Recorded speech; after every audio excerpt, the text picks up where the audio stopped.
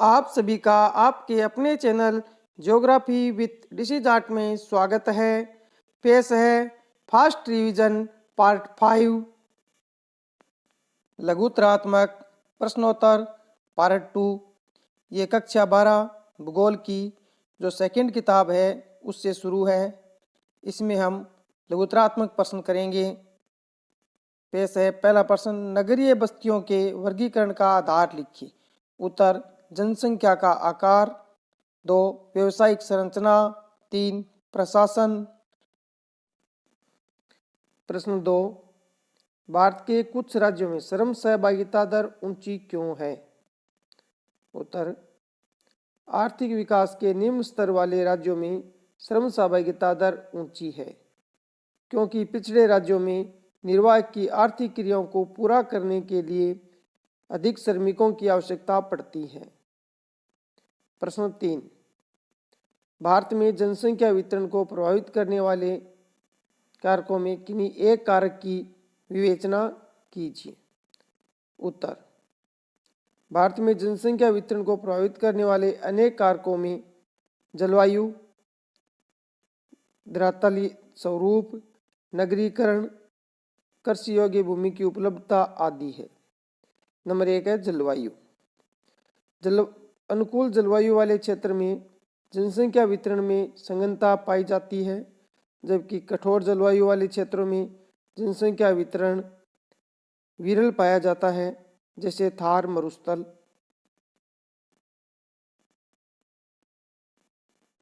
प्रश्न 4, भारत में जनसंख्या वृद्धि से पड़ने वाले 4 प्रमुख प्रभाव। उत्तर, 1, पर्यावरण में समस्या। 2, आवासीय समस्या। 3, संसाधनों के विदोहन की समस्या। और 4, बेरोजगारी की समस्या। सभी प्रमुख समस्याओं का मूल जड़ अति जनसंख्या वृद्धि ही है। प्रश्न 5, जनसंख्या वृद्धि को नियंत्रित करने हेतु 4 सुझाव दीजिए। उत्तर, नंबर 1, विवाह की न्यूनतम आयु में वृद्धि करना। 2, परिवार कल्याण कार्यक्रमों का विस्तार। नंबर 3, शिक्षा का प्रचार व प्रसार करना। और नंबर 4, ठोस सरकारी नीतियां, सरकार द्वारा कठोरता से नीति बनाकर कदम उठाया जाना। प्रश्न 6, भारत में 1911 से 1921 की अवधि में जनसंख्या की ऋणात्मक वृद्धि दर के लिए उत्तरदायी कारक बताइए। उत्तर, 1, अकाल व महामारी का फैलना। 2, चिकित्सा एवं स्वास्थ्य सुविधाओं की कमी। 3, निरक्षरता एवं अंधविश्वास। 4, भोजन की कमी आदि। अगला 7वां प्रश्न, ग्रामीण से नगरीय प्रवास के कोई 2 जनसांख्यिकीय परिणाम लिखिए। उत्तर, 1, नगरों की संख्या में वृद्धि हो जाती है। 2, नगरों में लिंगानुपात घट जाता है, जबकि ग्रामीण क्षेत्रों में लिंगानुपात बढ़ जाता है। प्रश्न 8, ग्रामीण से नगरीय प्रवास के कोई 2 पर्यावरणीय परिणाम लिखिए। उत्तर, 1, ग्रामीण से नगरीय प्रवास के कारण नगरों की वर्तमान सामाजिक व भौतिक संरचना पर दबाव पड़ता है, जिससे नगरीय बस्तियों की अनियोजित वृद्धि तथा गंदी बस्तियों का निर्माण होता है। 2, प्राकृतिक संसाधनों का अतिदोहन के कारण नगर भूजल स्तर में कमी, वायु प्रदूषण, जल प्रदूषण आदि गंभीर समस्याएं पैदा हो जाती है।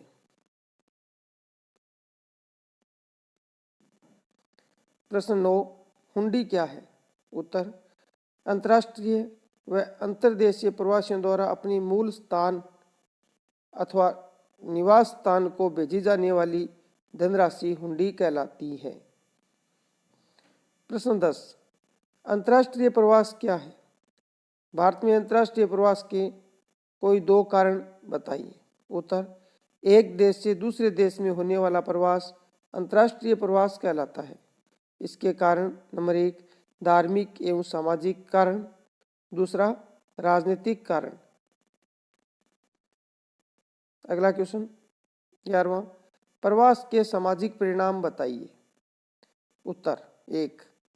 प्रवास से नवीन तकनीक, परिवार नियोजन, बालिका शिक्षा आदि से जुड़े नवीन विचारों का प्रचार नगरीय क्षेत्रों से ग्रामीण क्षेत्रों की ओर होता है। 2। प्रवास से विविध संस्कृतियों के लोगों का मिलन होता है, जिससे मिश्रित संस्कृति का उद्भव होता है, जिससे लोगों के बीच आपसी सामंजस्य स्थापित होता है। प्रश्न 12। भारत में ग्रामीण से नगरीय क्षेत्रों में प्रवास के 4 प्रतिकर्ष कारकों के नाम लिखिए। उत्तर।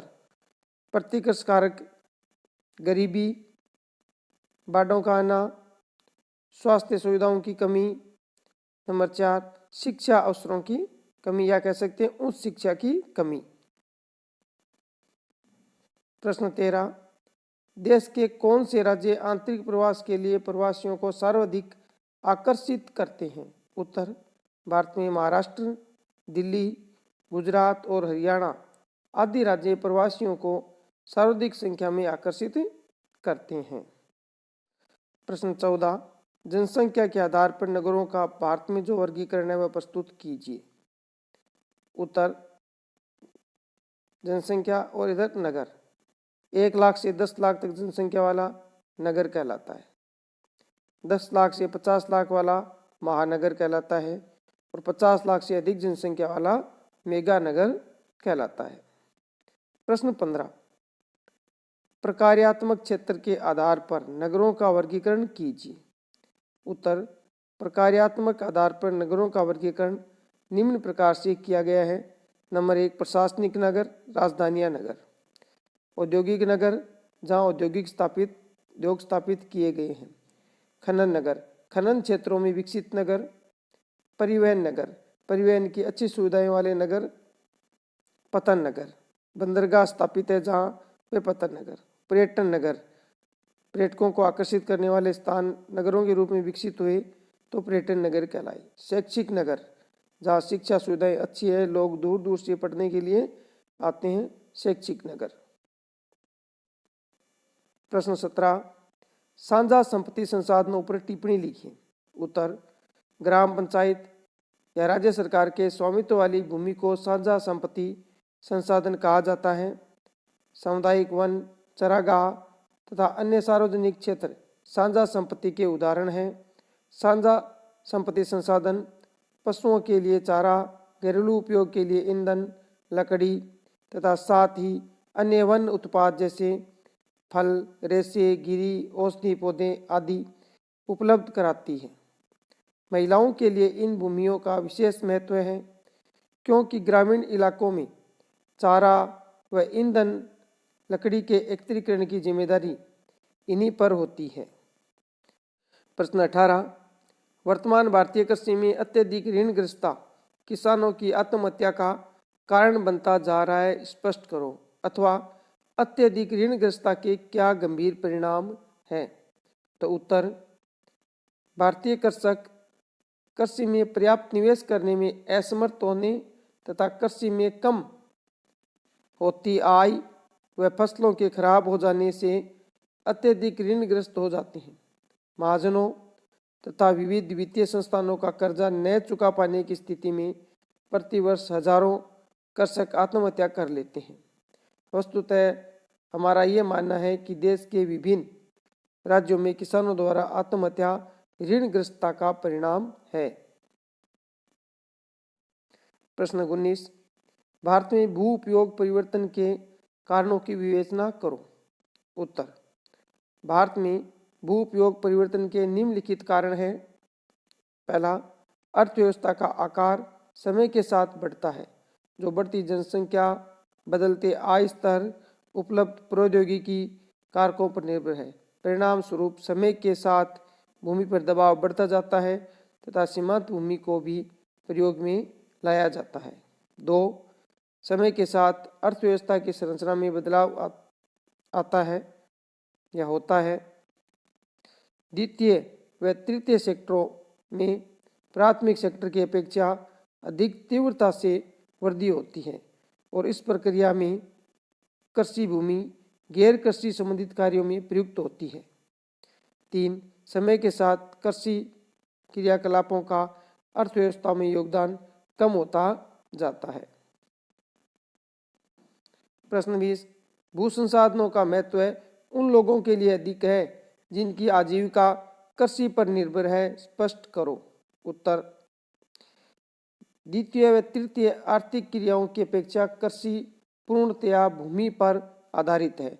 अतः ग्रामीण क्षेत्र में भूमिहीनता प्रत्यक्ष रूप से वहाँ की गरीबी से संबंधित है। भूमि की गुणवत्ता कृषि उत्पादकता को प्रभावित करती है, जो अन्य कार्यों में नहीं है। 3. ग्रामीण क्षेत्रों में भूस्वामित्व का आर्थिक मूल्य के अतिरिक्त सामाजिक मूल्य भी है, यानी जिसके पास भूमि होती है उसका समाज में रुतबा होता है और जिसके पास भूमि नहीं होती उसे समाज में निम्न श्रेणी का समझा जाता है। प्रश्न 21. मानसून पर निर्भरता भारतीय कृषि की एक अहम समस्या है, स्पष्ट करो। उत्तर: भारत में कुल कृषिगत क्षेत्र का लगभग 2/3 भाग फसलों के उत्पादन के लिए प्रत्यक्ष रूप से मानसून पर निर्भर रहता है। भारत में दक्षिणी पश्चिमी मानसून हवाओं से होने वाली वर्षा अनियमित होने के साथ साथ अनिश्चित होती है। जहाँ अनियमित मानसून से एक और राजस्थान तथा अन्य क्षेत्रों में होने वाली न्यून वर्षा अत्यंत अविश्वसनीय है, वहीं दूसरी ओर भारत के अधिक वर्षा वाले क्षेत्रों में प्राप्त होने वाली वर्षा भी काफ़ी उतार चढ़ाव देखा जाता है, जिससे वहाँ ऐसे क्षेत्र कभी बाढ़ग्रस्त तो कभी सूखाग्रस्त हो जाते हैं। सूखा और बाढ़ दोनों के प्रकोप से कृषि फसलों को गंभीर हानि का सामना करना पड़ता है। जब वर्षा की प्राप्ति हो जाती है तो फसलों का उत्पादन हो जाता है। वर्षा की प्राप्ति हो जाती है तो फसलों का उत्पादन हो जाता है, किंतु वर्षा अभाव के कारण फसलें उत्पादित नहीं हो पाती। इसी कारण भारतीय कृषि को मानसून का जुआ कहा जाता है। प्रश्न 22. भूमि सुधारों की कमी भारतीय कृषि की प्रमुख समस्या रही है, स्पष्ट करो। उत्तर: भूमि के असमान वितरण के कारण भारतीय किसान लंबे समय से शोषित हैं। अंग्रेजी शासन के दौरान 3 भू राजस्व प्रणालियों महलवाड़ी, रैयतवाड़ी तथा जमींदारी में से जमींदारी प्रथा किसानों के लिए सबसे अधिक शोषणकारी रही है। स्वतंत्रता प्राप्ति के पश्चात भूमि सुधारों को प्राथमिकता दी गई, लेकिन ये सुधार कमजोर राजनीतिक इच्छाशक्ति के कारण पूर्णतः फलीभूत नहीं हुई। अधिकतर राज्य सरकारों ने राजनीतिक रूप से शक्तिशाली जमींदारों के खिलाफ कठोर राजनीतिक निर्णय लेने में टाल मटोल किया। भूमि सुधारों को लागू न होने के कारण कृषि विकास में बाधा रही है। प्रश्न 23. भारत जैसे देश में गहन कृषि नीति अपनाने की आवश्यकता क्यों है? उत्तर: क्योंकि भारत जैसे देशों में भूमि की कमी तथा श्रम की अधिकता है, अतः यहाँ गहन कृषि अपनाकर उत्पादन में वृद्धि के साथ साथ ग्रामीण क्षेत्रों में बेरोजगारी की समस्या को भी दूर किया जा सकता है। प्रश्न 24. खाद्यान्न फसलों के वर्गीकरण एवं महत्व पर संक्षिप्त टिप्पणी लिखो। उत्तर: अनाज की संरचना के आधार पर खाद्यान्नों को अनाज व दालों में वर्गीकृत किया जाता है। भारतीय कृषि अर्थव्यवस्था में खाद्यान्न फसलों का महत्व बहुत अधिक है। देश के समस्त बोए गए क्षेत्र के 2/3 भाग पर खाद्यान्न फसलें उगाई जाती है। देश के समस्त भागों में खाद्यान्न फसलों का महत्वपूर्ण स्थान है, चाहे वहाँ जीविका निर्वाह कृषि अर्थव्यवस्था अथवा व्यापारिक कृषि अर्थव्यवस्था पर आधारित हो। भारत विश्व का लगभग 11% अनाज उत्पादित करता है। प्रश्न 25. हरित क्रांति की उपलब्धियां क्या है? उत्तर: हरित क्रांति की महत्वपूर्ण उपलब्धियां निम्न प्रकार से हैं। नंबर 1. कृषि में रासायनिक उर्वरक और कीटनाशकों का उपयोग शुरू किया गया। 2. सिंचाई की सुविधाओं में सुधार और विस्तार किया गया। 3. मेक्सिको से गेहूं और फिलीपींस से चावल की अधिक उपज देने वाले बीज भारत लाए गए। और 4. कृषि आधारित उद्योग, छोटे पैमाने के उद्योगों को विकास को प्रोत्साहित किया गया। सार रूप में कह सकते हैं कि हरित क्रांति के फलस्वरूप देश के कृषि क्षेत्र में महत्वपूर्ण प्रगति हुई। कृषि आगतों में हुए गुणात्मक सुधार के फलस्वरूप देश में कृषि उत्पादन बढ़ा है, खाद्यान्नों में आत्मनिर्भरता आई है, व्यावसायिक कृषि को बढ़ावा मिला है। प्रश्न 26, प्रतिभूमि किसे कहते हैं? भूमि को प्रति क्यों छोड़ा जाता है? उत्तर, प्रतिभूमि निरंतर फसल उत्पादित करते रहने से भूमि की उर्वरा शक्ति में कमी आ जाती है, इसलिए भूमि को कुछ समय के लिए कृषि रहित छोड़ दिया जाता है। इसी भूमि को प्रतिभूमि कहते हैं।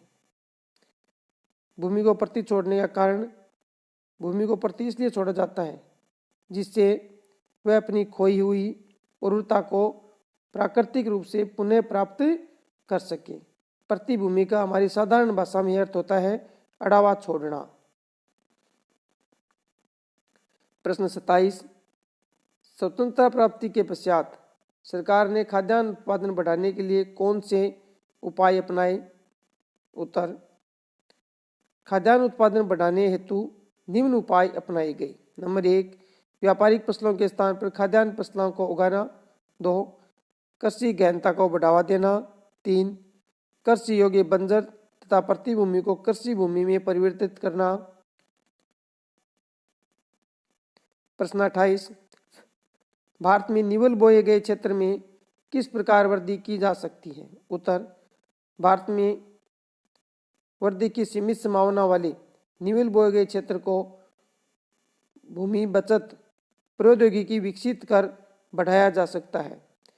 इस प्रौद्योगिकी को 2 तरह से काम में लिया जा सकता है। प्रति इकाई भूमि में फसल विशेष की उत्पादकता बढ़ाने में। एक कृषि वर्ष में गहन भूमि उपयोग से सभी फसलों का उत्पादन बढ़ाने में। इसमें सीमित भूमि से भी कुशल उत्पादन बढ़ाने के साथ श्रमिकों की मांग में वृद्धि होती है। अतः स्पष्ट है कि कृषि गहनता को अपनाकर ही ग्रामीण क्षेत्रों में बेरोजगारी की समस्या को कम करने के साथ निवल बोए गए क्षेत्र में वृद्धि की जा सकती है। प्रश्न 29, पंजाब, हरियाणा और तमिलनाडु में सबसे अधिक भौमजल विकास के लिए कौन से कारक उत्तरदायी है? उत्तर, पंजाब व हरियाणा राज्यों में कुल बोए गए क्षेत्र का अधिकांश भाग सिंचित है, जबकि तमिलनाडु राज्य में भी यही स्थिति है। उक्त राज्यों में गेहूं और चावल की कृषि की जाती है, तो उक्त राज्यों में गेहूं और चावल की कृषि के लिए पर्याप्त सिंचाई उपलब्ध कराई जाती है। इन राज्यों में हरित क्रांति के प्रभाव के कारण भी भौमजल का अधिक उपयोग किया जा रहा है। अतः सिंचाई उक्त राज्यों में भौमजल के सर्वाधिक विकास के लिए उत्तरदायी कारक है। प्रश्न 30, यह कहा जाता है कि भारत में जल संसाधनों में तेजी से कमी आ रही है। जल संसाधनों में कमी के लिए उत्तरदायी कारकों की विवेचना कीजिए। उत्तर, जल संसाधनों में कमी के लिए निम्नलिखित कारक उत्तरदायी हैं। पहला, जनसंख्या में तीव्र वृद्धि। दूसरा, बढ़ता घरेलू उपयोग। तीसरा, औद्योगिक क्षेत्रों में जल संसाधनों का अत्यधिक उपयोग। सिंचाई के साधनों में वृद्धि। और 5वां, जल प्रदूषण। प्रश्न 31, प्रदूषित या गंदे पानी के उपयोग के क्या प्रभाव हो सकते हैं? उत्तर, ऐसे जल प्रयोग से कई प्रकार की महामारियां, रोग जैसे आंत्रशोथ, पीलिया, हैजा, टाइफाइड आदि उत्पन्न हो जाते हैं। प्रश्न 32, देश में कुल उपयोग किए गए जल में कृषि क्षेत्र का हिस्सा कम होने की संभावना क्यों है? उत्तर, वर्तमान में देश में हो रहे विकास के कारण उद्योगों में एवं बढ़ती जनसंख्या के कारण घरेलू सेक्टरों में जल उपयोग बढ़ने की संभावना है, जिस कारण कुल जल उपयोग में कृषि क्षेत्र का हिस्सा कम होने की संभावना है। प्रश्न 33, भारत में लिंगुन और पश्चिम जल कहाँ पाए जाते हैं? इसके 2 उपयोग लिखिए। अथवा भारत में मिलने वाली लेंगुनों तथा पस्य झील के महत्व पर टिप्पणी लिखो। उत्तर, पश्चिम में कच्छ के रण से लेकर पूर्व में स्थित गंगा ब्रह्मपुत्र डेल्टा तक भारत की तटरेखा लगभग 7,000 किलोमीटर लंबाई रखती है। केरल, उड़ीसा तथा पश्चिम बंगाल के सागर तट बहुत ही दंतुरित या कटिपटी हैं। इसी कारण वहाँ बहुत सी लेंगुन और पस्य झीलें मिलती हैं। यद्यपि इन झीलों में खारा जल होता है, लेकिन इसका उपयोग मछली पालन के अलावा चावल की कुछ निश्चित किस्मों तथा नारियल आदि की सिंचाई के लिए किया जा रहा है। प्रश्न 34, कुछ राज्यों में भौम जल संसाधनों के अत्यधिक उपयोग के क्या दुष्परिणाम उभर कर हमारे समक्ष आए हैं, बताइए। उत्तर, कुछ राज्यों में भौम जल संसाधनों के अत्यधिक उपयोग से उसका स्तर नीचा हो जा गया है। राजस्थान एवं महाराष्ट्र राज्यों में भूमिगत जल के अधिक उपयोग से भूमिगत जल में फ्लोराइड का संकेंद्रण बढ़ गया है तथा पश्चिम बंगाल एवं बिहार के कुछ भागों में संख्या के संकेंद्रण में वृद्धि हो गई है। प्रश्न 35, जल के पुनः चक्र और पुनः उपयोग को समझाइए। उत्तर, जल के पुनः चक्र और पुनः उपयोग के द्वारा भी अलवणीय जल की उपलब्धता को सुधारा जा सकता है। सामान्यतः कम गुणवत्ता के जल का उपयोग जैसे शोधित अपशिष्ट जल, नगरीय क्षेत्रों में स्नान और बर्तन धोने में प्रयुक्त जल तथा वाहनों को धोने के लिए प्रयुक्त जल आदि का उपयोग उद्योगों में शीतलन एवं अग्निशमन के लिए एवं बागवानी आदि कार्यों के लिए किया जा सकता है। इसे अच्छी गुणवत्ता वाले जल का पीने के उद्देश्य के लिए संरक्षण होगा। प्रश्न 36, भारतीय कृषि क्षेत्र में सिंचाई हेतु जल की आवश्यकता का उल्लेख कीजिए। उत्तर, सिंचाई की आवश्यकता के निम्न कारण हैं। नंबर 1, भारत में वर्षा के वितरण में असमानता है। 2, देश के अधिकांश भागों में शीत एवं ग्रीष्म ऋतुओं में अत्यधिक शुष्कता पाई जाती है। 3, अनियमित मानसूनकालीन वर्षा। 4, कुछ फसलों जैसे कपास, गन्ना, जूट आदि को जल की अधिक आवश्यकता होती है। प्रश्न 37, भारतीय राष्ट्रीय जल नीति 2002 की मुख्य विशेषताएं लिखिए। उत्तर, भारतीय राष्ट्रीय जल नीति 2002 की विशेषताएं निम्न है। नंबर 1, सिंचाई और बहुउद्देशीय परियोजनाओं में पीने का जल घटक में सम्मिलित करना चाहिए। दूसरा, पेयजल सभी मानव जाति और प्राणियों को उपलब्ध कराना पहली प्राथमिकता होनी चाहिए। तीसरा, सतह और भौम जल दोनों की गुणवत्ता के लिए नियमित जांच होनी चाहिए। जल की गुणवत्ता सुधारने के लिए एक चरणबद्ध कार्यक्रम शुरू किया जाना चाहिए। चौथा, शिक्षा, विनिमय, उपक्रमों और प्रेरकों और अन्य प्रक्रमणों द्वारा संरक्षण चेतना बढ़ाई जानी चाहिए। पांचवा, दुर्लभ संसाधन के रूप में जल के लिए जागरूकता विकसित करनी चाहिए। 38, खनिज से क्या तात्पर्य है। उत्तर, एक निश्चित रासायनिक एवं भौतिक गुणधर्मों के साथ कार्बनिक या अकार्बनिक उत्पत्ति के प्राकृतिक पदार्थ खनिज कहलाते हैं। 39, जैव ऊर्जा से क्या तात्पर्य है। उत्तर, वह ऊर्जा जो जैविक पदार्थों जैसे कृषि अवशेष, नगरपालिका व औद्योगिक अपशिष्ट आदि से प्राप्त होती है, जैव ऊर्जा कहलाती है। प्रश्न 40, भारत में कोयला संसाधनों पर टिप्पणी लिखो। उत्तर, कोयला महत्वपूर्ण खनिज है। इसका मुख्य प्रयोग ताप विद्युत उत्पादन तथा लौह के प्रज्वलन के लिए किया जाता है।